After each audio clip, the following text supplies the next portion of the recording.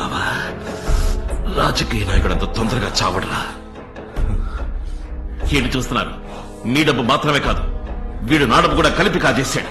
ఎక్కడున్నాడని గాలిస్తే తెలిసింది చివరికి వీడి మీ దగ్గర ఉన్నాడని. మీతో మెమరీ లాస్ అనే అబద్ధం చెప్పి రోజు రాత్రి ఆసిఫాయిన వాడి వెళ్లి మీట్ అవుతున్నాడు.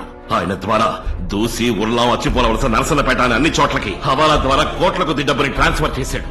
ఇదంతా వీడు ఒక్కడే చేయడం లేదు, వీడి వెనక ఒక పెద్ద టీమే ఉంది. రైట్, ఎక్కడ డబ్బు చెప్పు, చెప్పరా? తెలీదు. వాడు ప్రాణాలకు భయపడేవాడు కాదు.